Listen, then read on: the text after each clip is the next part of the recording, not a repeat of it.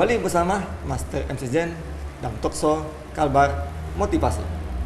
Oke pemirsa di rumah, hari ini kita masuk ke segmen ketiga tentang tema kita adalah The Power of Property Business, ya, kekuatan bisnis properti.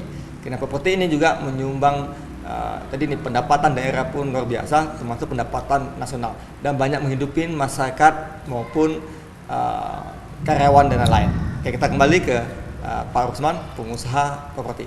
Ya Pak Rusman, tadi kita bincang nih, ya, bahwa ternyata bahwa penjualan untuk tahun ini ya agak menurun, tapi tetap semangat kan ya? Pasti dong. Tetap semangat. Pasti semangat. Jadi Pak, apa sih visi dan misi perusahaan Bapak nih untuk khususnya tentang properti ini? Jadi kalau secara singkat saja lah ya, kalau kita ini membangun suatu perusahaan pasti punya tujuan. Betul. Yang namanya perusahaan itu kan hubungannya dengan keuntungan, profit lah pasti. Kalau nggak profit jangan buka perusahaan gitu ya. Iya. Kita nggak bisa munafik, artinya tujuan utama kita adalah untuk sebagai sumber pendapatan kita, mencari keuntungan sebesar-besarnya. Namanya orang usaha ini kan beda dengan pekerja-pekerja pemerintahan ya. Kita sebisa mungkin modal sekecil-kecilnya, untung sebesar-besarnya. Itu beli cacing jual naga. Betul. Itu prinsip dagang. Kita harus bawahi berdagang gitu. Tapi di sisi lain secara tidak langsung kita juga untuk kemaslahatan umat ya, untuk kepentingan masyarakat itu. Banyak hal yang bisa kita peruntukkan untuk teman-teman di luar sana. Salah satunya kita bisa merekrut tenaga kerja, membantu mereka yang pengangguran gitu kan. Dan di lain hal juga pastinya yang namanya kita, kebetulan karena saya muslim, hasil daripada penjualan itu kan pasti sebagian besarnya, sebagian kecilnya, sebagiannya bisa untuk sedekah, zakat dan segala macam. Artinya juga itu untuk kepentingan masyarakat secara luas lah gitu kan. Yang ketiga juga kita membantu pemerintah, dan pasti. Pertama tadi itu salah satunya dari PAD, pajak-pajaknya dan segala macam. Yang kedua juga edukasi atau pemahaman untuk membantu pemerintah masalah hal pengangguran dan segala macam. Itu salah satunya lah. Yang jelas ya salah satu visi kita ya membangun perusahaan ini supaya bermanfaat untuk orang lain. Ya. Nah, misinya ya bagaimana bangun surga Pak ya. Ya, untuk bangun rumah kita di surga. Betul. Bagaimana kita mengatur manajemen yang baik untuk menuju suatu visi kita itu. Oke Pak, tadi di awal sudah mengatakan nih Bapak adalah seorang wakil ketua ya kan di RAI, Start Indonesia di bidang organisasi. Pak ya. Nah, di RAI ini seperti apa sih Pak? Gimana? Kan tadi Bapak bilang juga ada apersi dan lain. Kenapa Pak masuk di RAI gitu? Jadi kalau kita bicara RAI ya, RAI ini kalau di Kalbar ini sebutannya adalah DPD RAI. Kalau di pusat adalah DPP RAI itu. RAI ini kan sebenarnya persatuan perusahaan real estate Indonesia. Artinya di situ adalah suatu wadah atau boleh dikatakan organisasi ya, asosiasi, tempat di mana perusahaan-perusahaan itu berkumpul bernaung untuk yang mereka satu tujuan ya kan, para perusahaan-perusahaan developer, pengembang atau properti. Nah, itu ya untuk bersosialisasi ya. Sesama pengembang ya kan, sesama pembisnis properti, dan pastinya supaya kita mudah untuk berkomunikasi ke pemerintah, ke masyarakat, karena kalau kita dalam satu wadah ini kan enak komunikasinya. Memang tadi itu ada apersi dan segala macam ya, pada dasarnya itu sama, kurang lebih sama.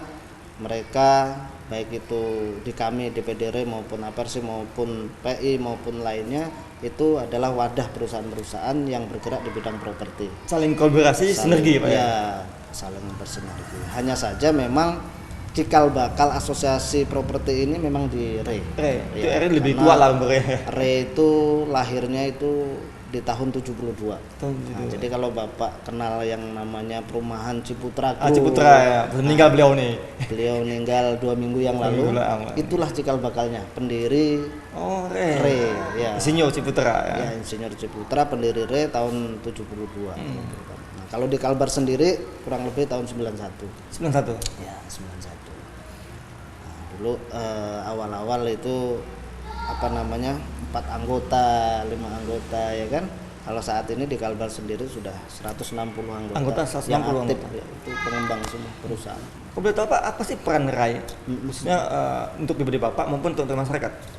Perannya? Ya, sangat berpengaruh ya. Pertama, informasi-informasi tentang update yang berhubungan dengan dunia properti, dari undang-undangnya, dari aturannya, dari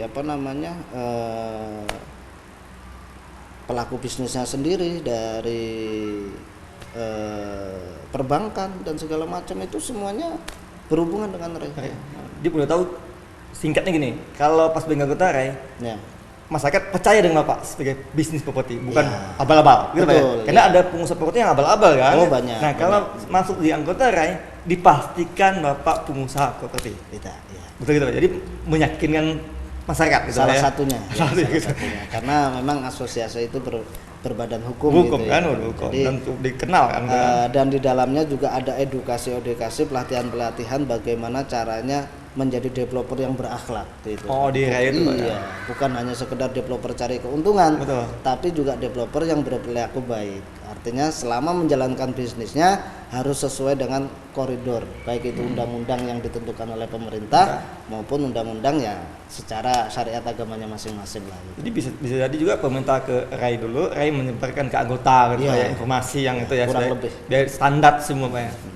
Masuk kalau masalah harga rumah itu tergantung pengusahanya atau juga ada standarisasi dari RAI?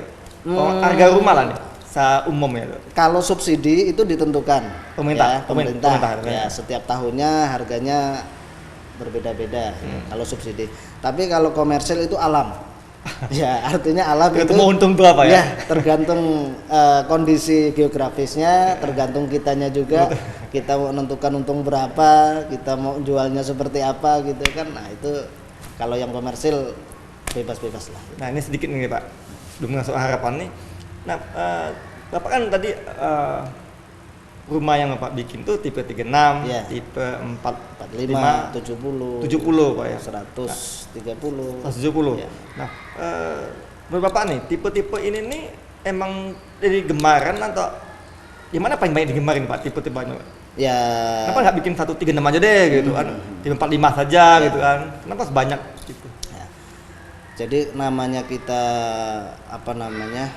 pengusaha atau pembisnis ini kan kita harus pandai melihat peluang ya. Nah, peluang artinya peluang pasar yang dibutuhkan oleh masyarakat khususnya di Kalimantan Barat.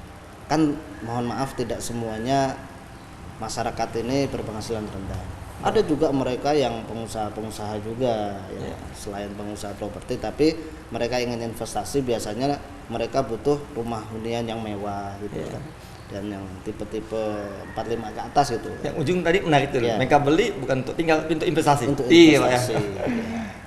Nah, tapi kalau kita lihat banyaknya mana yang terjual itu pasti subsidi. Subsidi. Karena memang boleh dikatakan sebagian besar penduduk Kalimantan Barat ini kan kelas secara ekonominya menengah ke bawah gitu ya. Untuk perumahannya sehingga butuh perumahan-perumahan MBR. Ya. Hanya saja memang perumahan MBR ini perlu diatur kembali oleh pemerintah sehingga nanti tidak menjadi bumerang. Karena kalau kita lihat sekarang ini kan kalau di kota-kota ini banyaknya perumahan-perumahan sehingga arus urbanisasi ini kan banyak. Dari desa-desa, dari kampung-kampung beli perumahan di kota sehingga membuat jalan macet lah apa segala macam. Nah, nanti ke depan harapan kita supaya pemerintah ini menentukan kalau pembangunan rumah subsidi agar diatur bukan hanya di perkotaan tapi coba merambah ke desa-desa supaya terkena gitu langsung kan yang sesuai dengan kebutuhan. Oke Pak, ini saya nanya lagi Pak mengenai harapan Bapak nih. Ya, ya. Karena Bapak saya pengusaha yang cukup sukses Pak ya. Harapan Bapak untuk kalangan muda nih, bagaimana mereka juga ayo giat sama-sama jadi pengusaha properti. Ya, ya. Kemudian harapan Bapak pada masyarakat terhadap pembelian rumah dan lain-lain gitu kan ya. Kemudian pada pemerintah. Jadi harapan apa Bapak ke depan ini baik pemudanya, masyarakatnya maupun di pemerintah. Sehingga sesuatunya kita jangan takut gitu ya. Jangan takut gagal gitu kan. Kita harus berani mencoba. Karena suatu bisnis atau suatu apapun kalau tidak berani kita coba maka hanya sekedar khayalan saja, angan-angan saja. Ya, angan-angan saja. Tapi dalam hal ini memang perlu kita perhatikan yang namanya kita mau jadi pembisnis ini, kalau saya menerapkan 4 hal. 4. Ya, pertama perencanaan. Planning. Ya, planning. Artinya setiap kita ingin melakukan sesuatu coba di planning dengan baik, direncanakan dengan baik gitu kan. Itu yang pertama. Yang kedua ilmu. Nah, kita punya rencana kalau nggak ada ilmunya betul. Kan susah juga kita mau melaksanakannya. Bisa terjadi bangkrut. Jadi kita pelajari begitu kita udah punya rencana menentukan pengen jadi developer, kita pelajari knowledge-nya, ilmu-ilmu tentang dunia properti ini apa-apa kan, dari penyiapan lahan sampai penjualan itu kita pelajari semuanya ya kan. Nah, yang ketiga itu jangan menunda actionnya gitu kan. Nah, jadi sudah punya rencana, punya ilmu, action. Lakukan. Jangan besok-besok. Iya, sekarang bisa lakukan. Nah, jadi kalau ketunda-tunda besok tak besok. Ya kalau masih hidup. Kalau ajal kita cepat, ujung-ujungnya nggak jadi gitu kan. Ataupun besoknya terpengaruh dengan yang lain. Jadi begitu terus kita berpikir. Makanya kita harus segera action gitu. Nah, yang keempat ya pasti dalam hal ini yang namanya bisnis pasti ada hubungannya dengan takdir, dengan nasib gitu. Ya jangan lupa berdoa lah, ibadahnya, doanya. Intinya takwa dan tawakal. Sabar tawakal ya. Ya itu ada hambatan biasa saja. Betul ya. Artinya gini, memang dalam suatu bisnis itu kan selalu nantinya akan menghadapi suatu hambatan. Tapi hambatan itu sebenarnya akan menjadi ilmu untuk kita. Begitu kita punya hambatan, maka di situ nanti akan kita muncul ide baru, solusi baru bagaimana untuk kita melepaskan dari masalah-masalah itu. Ya, gitu Pak. Nah, saat ini Bapak punya nggak bayangan, kepikiran? Ini kan Bapak perusahaannya cuma ada di Pontianak, Pak. Iya. Dan kebanyakan perumahan juga ada di Pontianak. Dan planning, ya. Nah, planning Bapak ke depan, apa ada perusahaan? Apa planning Bapak ke depan untuk perusahaan Bapak? Kalau kita karena memang sudah di dunia bisnis, jadi pasti perencanaan itu ada, ekspansi kita untuk mengembangkan bisnis ini. Walaupun saat ini ada di Kota Pontianak, ya ekspansi kita ke depan perencanaannya akan misalnya kita juga akan bangun di kabupaten-kabupaten lain seperti Sintang, Abang, Bengkayang, Singkawang. Nah, saat ini memang saya sendiri sudah mulai merambah ke luar kota, salah satunya itu di Ngabang dan Sanggong. Itu saya sudah mulai bangun di sana. Teman-teman di DPDR juga sudah lumayan banyak yang bangun di Sintang, Ketapang dan segala macam. Itu sudah mulai. Ya, artinya perusahaan ini tetap kita kembangkan terus lah ya, sampai titik jenuh. Sampai jenuh nanti. Nah, namanya pengusaha itu biasanya titik beratnya pada soal leadership Pak ya. Ya kan pengusaha itu pasti leadershipnya harus kuat. Ya. Nah, menurut Bapak nih, leadership seperti apa sih diperlukan sebagai pengusaha properti? Karena leadership sangat penting di perusahaan properti, harus kuat. Jadi pemimpin yang seperti apa sih yang diperlukan di usaha properti? Ya, artinya apapun itu yang namanya pemimpin mau di pemerintahan maupun di swasta, yang perlu kita garis bawahi adalah bijaksana. Bijaksana ini kan artinya memahami, tahu menempatkan posisi kita di mana gitu. Artinya kita harus bijaksana dulu lah gitu. Nah, selebihnya ya kita jabarkan dari 4 hal yang tadi saya sampaikan itu. Salah satunya ya kita harus mempunyai planning yang matang gitu. Planning yang benar-benar teruji ya kan. Terus kapasitas kita, pengetahuan kita juga harus diasah terus itu supaya kita bisa mengikuti perkembangan zaman gitu. Yang lain-lain ya artinya kurang lebih sama, tapi yang jelas kalau kita bicara leadership ya itu kan kita bicara kemampuan, ya harus kita bijaksana dalam menghadapi segala hal, baik itu urusan internal perusahaan maupun eksternal. Tidak boleh lebay ya Pak ya. Oh, iya. Kadang boleh lebay gitu aja. Kalau rugi sedikit udah ngoceh-ngoceh, cuat-cuatan. Itu kan kadang banyak ya, jadi yang namanya sifat manusia ini masing-masing ya. Kadang ada yang galak dengan karyawannya, ada yang pendiam, ada yang makanya kalau saya menggarisbawahi adalah bijaksana. Karena kalau bijaksana itu sudah mencakup secara keseluruhan, artinya kita bisa menempatkan di mana kita nantinya harus diam, di mana kita harus marah, di mana kita harus bercanda gitu kan, banyak hal lah gitu ya. Gitu Pak ya. Harus tahu. Kan ini bincang-bincang kita cukup luar biasa Pak. Tapi ini terakhir nih Pak. Ya. Bapak pengurus sportif pasti kegiatan banyak sekali dan sibuk sekali. Bagaimana dengan harmonisnya keluarga Pak? Alhamdulillah sampai saat ini saya menikah dari tahun 2007 sampai 2019 sudah 12 tahun. Kami baik-baik saja, harmonis, dan harapannya juga mohon doanya biar sakinah mawaddah warahmah selamanya. Saya punya anak sampai 3, berarti keluarga saya harmonis. Sampai sekarang istri saya juga masih cantik, alhamdulillah. Ya. Artinya dari berkah situ ya keberkahannya, artinya saya sendiri juga selalu menyempatkan waktu untuk sama keluarga. Jadi kita atur waktunya, karena tadi konsep 4 itu salah satunya planning dan waktu action, kita atur waktunya. Saat jam kerja ya kita usahakan untuk kerja, ngurusin kerjaan dari jam 8 pagi sampai jam 5 kita coba urusin kerjaan ya kan. Kalau malamnya ya kita kembali ke rumah, ya kita memberikan edukasi, memberikan bercanda pura dengan keluarga dan segala macam anak-anak itu ya, itulah. Artinya kita coba seimbangkan urusan antara kerjaan dengan urusan keluarga. Yang terpenting lagi urusan ibadah, jangan pernah kita lupakan. Gitu, nah, tadi hubungan keluarga udah oke nih. Ya. Sekarang hubungan Bapak dengan karyawan kan, dari karyawan Bapak pasti banyak kan ya. Nah, gimana hubungan seorang Bapak kebapaan atau gimana nih hubungan Bapak? Ini ngomong pribadi nih Pak ya. Iya. Terus karyawan mereka tahu nih gitu kan. Kalau masalah hubungan dengan karyawan selama ini kita juga baik-baik saja. Apakah disanksi ada rewards-nya ya, gitu? Tapi rumah, yang namanya hubungan antara atasan dan bawahan ini kan biasa, setiap kita menentukan kebijakan atau aturan kadang pro kontra. Ya. Kadang ada karyawan yang mengikuti apa yang sudah menjadi SOP perusahaan, ada juga yang mereka kurang sepaham dengan ini, ya, itu hak mereka. Tapi tetap kita usahakan karyawan ini harus belajar mengikuti aturan yang ada gitu, aturan yang ada. Nah, dan kita selalu memberikan salah satunya hak mereka sesuai lah gitu kan, artinya penghasilan juga di atas UMR rata-rata di Kota Pontianak. Nah, terus bagi mereka yang berprestasi kita juga memberikan reward, memberikan hadiah, bonus-bonus tertentu lah gitu. Karena saya dengar bahwa Bapak ternyata ada karyawan Bapak itu kan belajar dengan Bapak gitu, sehingga mereka pun jadi pengusaha properti. Alhamdulillah banyak. Nah itu salah satu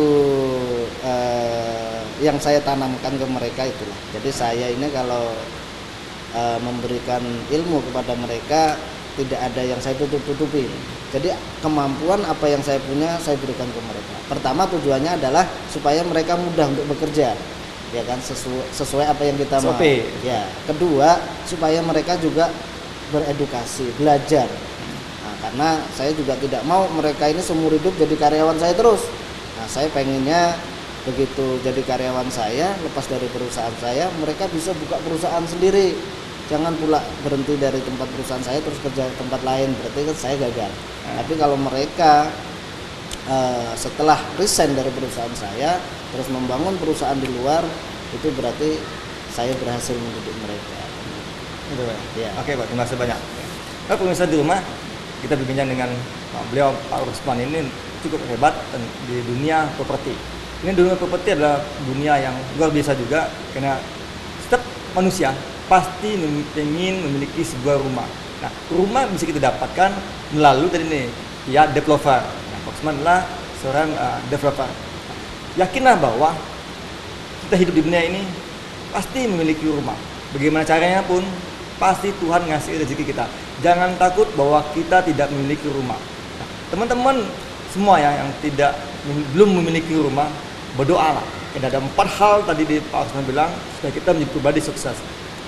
Pertama, planning. Nah, dunia manapun kita perlu planning. Di pribadi kita, usaha kita, dan rencana pun harus juga ada ilmunya kan, ada planning, ilmu. Karena tanpa ilmu kita nabrak kemana-mana nggak ngerti. Tanpa ilmu banyak jalur jalan, tapi bisa-bisa jadi kita muter-muter, ngubeng-ngubeng. Harusnya ada ilmu, maka kita satu tujuan mudah sekali karena adanya ilmu. Karena tanpa ilmu dalam usaha maka mendekati kebangkrutan. Yang ketiga adalah namanya rencana itu wajib kita kerjakan. Karena rencana tanpa kita kerjakan itu bullshit, hanya angan-angan saja. Jadi bagaimanapun setiap rencana harus kita laksanakan sehingga kita tahu sukses atau gagal. Gagal bukan berarti kita mati, tapi gagal adalah kita mengetahui yang salah. Apabila kita tahu salah, maka kita tahu pasti benarnya. Setelah kita lakukan 3 ini, maka kita tawakal, sabar untuk capai sukses. Sabar dengan apa? Dengan kita berdoa pada Tuhan. Karena hidup tanpa dilindungi Tuhan, maka sia-sia. Dekatkan diri kita pada Tuhan, kemudian dekatkan diri kita pada keluarga kita, dekatkan kita pada karyawan kita. Dan saya yakin juga pemirsa di rumah hari ini semua minat menjadi pengusaha, apalagi pengusaha properti. Karena pengusaha properti, yakinlah labanya begini, begitu besar. Oke pemirsa di rumah, hari ini cukup kita bincang kita dengan Pak Usman yang luar biasa. Kita akan ketemu lagi dalam Kalbar Motivasi yang lebih hebat lagi. Wassalamualaikum warahmatullahi wabarakatuh. Kalbar Motivasi. Oke Pak. Ya, terima kasih.